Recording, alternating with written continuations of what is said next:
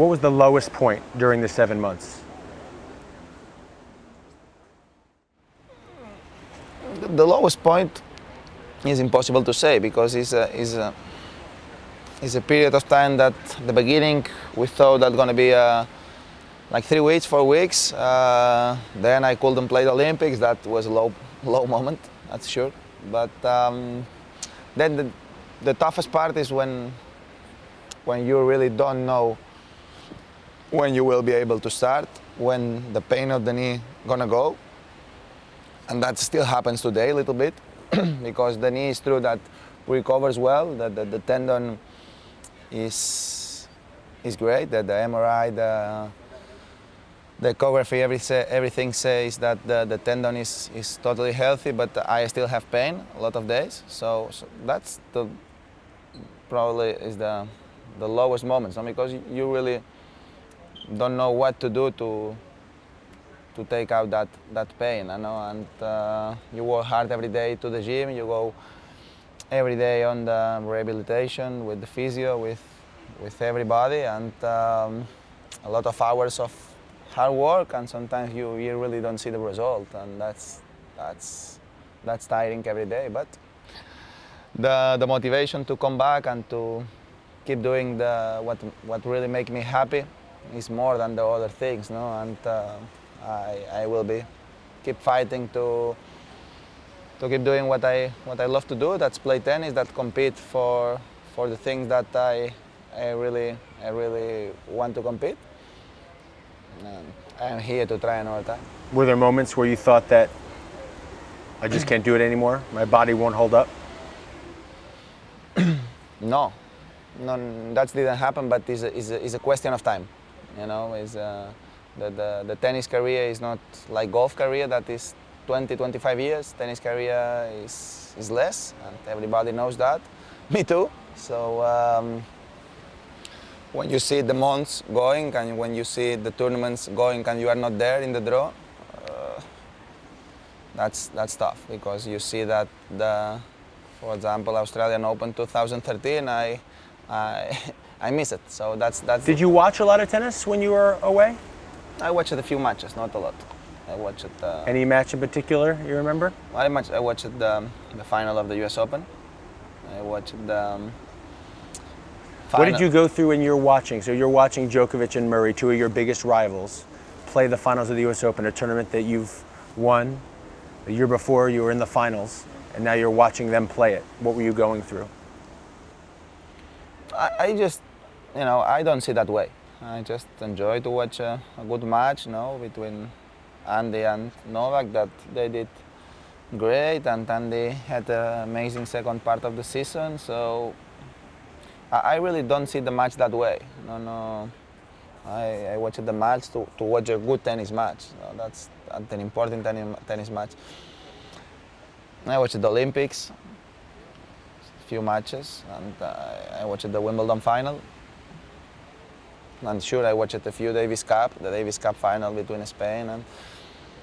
But for the rest of the season, I watched a few matches, but nothing, not following every day diary the tour, because if not, that I try to do my way, try to enjoy my things in Mallorca with family and friends, and to work hard to be in the tour, not follow the tour. What type of stuff? The interview's been very serious. We've talked about the pain of the injuries. But did the 7 months away give you an opportunity to do some fun things? I mean, what does Rafael Nadal do to have fun away from the tennis court? Well, I was able to spend the summer in Mallorca, the full summer in Mallorca. That didn't happen since I don't know when. So that's a good fun. Mallorca, being in Mallorca during the summer is the perfect place to be, with the friends, with the family. And for the rest, I was able to do a few things. I watched a few football matches. I visit Paris with the family.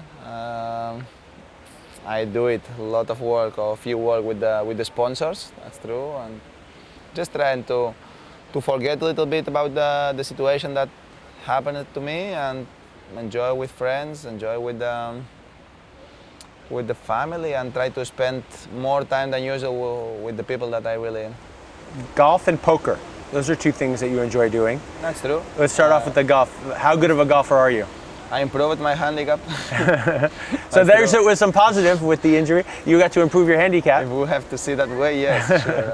I improved like a lot my handicap, but since I started to play tennis all the time, Goes back down.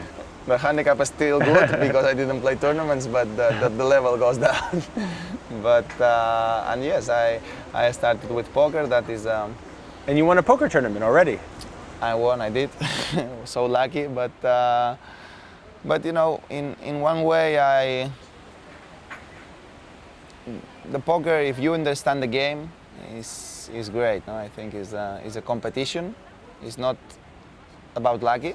You know, the lucky is just very few. And learning and understanding how is poker, I think, is good because I found the competition in another thing, that not competing for money, competing for win. And I have fun with that. But it's interesting because great poker players usually don't show their emotions. On the tennis court, you're very outward with what you're going through, even with your routine and your rituals and your celebrations. So it doesn't seem like a natural fit. Where did those rituals come from in tennis, where you're so regimented with the water bottles, with your routine before you serve, every single thing very meticulous? I think it's sometimes are stupid things that you do because of the routines of playing every day and every week.